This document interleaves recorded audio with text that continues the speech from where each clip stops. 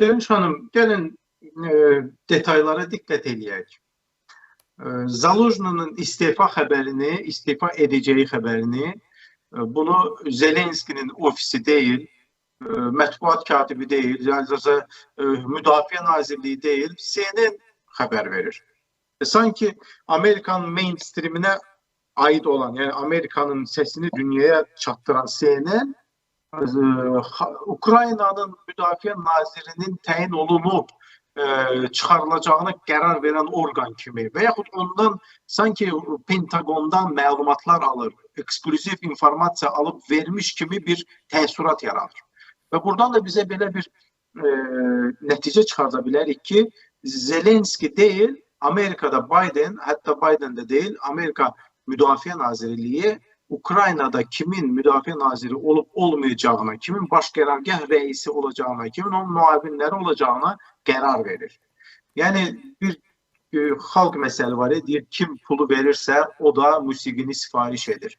Yani sanki Amerika Ukrayna Müdafiə Nazirliyinin bütçesini təmin eden bir struktur kimi orada Müdafiə Nazirinin kimin olup olmayacağına qərar verir. Məndə şəxsən belə bir təəssürat yaranır.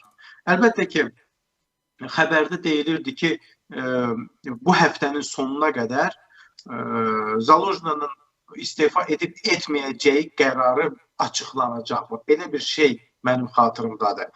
Yəni, əgər bu adam istifa edirsə, bunu Ukraynanın prezidenti çıxıb açıq şəkildə deməli istifa edir. Yəni edib etməyəcəyi bu həftənin sonuna qədər. Yəni elə müəmmalı şeylərdir, sanki buna bir vaxt qoyublar. Yəni İngiliscədə bir deyim var, deadline. Elə bir deadline qoyub ki, bu tarixə qədər bizim müəyyən bir şərtlərimiz var. Bu tarixə qədər o şərtləri yerinə yetirirsənsə, qalırsan.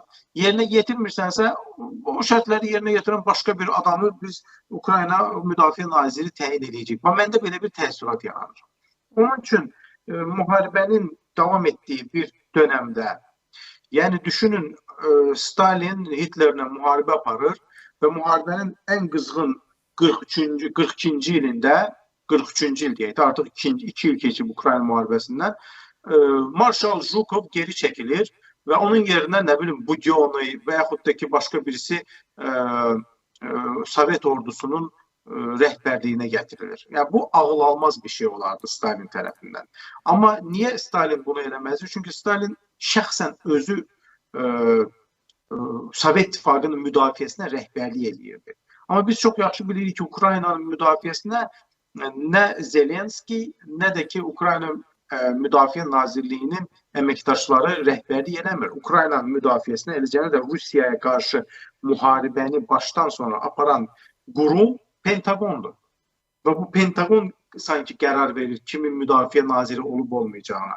Onun üçün mənim fikrimcə müharibənin qızğın bir anında müdafiə nazirinin işdən çıxarılması sadəcə müdafiə nazirinin deyil, ona inanan, ona sitayiş edən müəyyən bir qrup əskərlər, yəni ona Napolyonun müharibəsi yadınızdadır. Napolyonu diktator deyirdilər, Fransada onu göndərdilər, adada ömrün sonuna qədər orada qaldı. Amma Napolyonu sitayiş edən əskərlər var idi.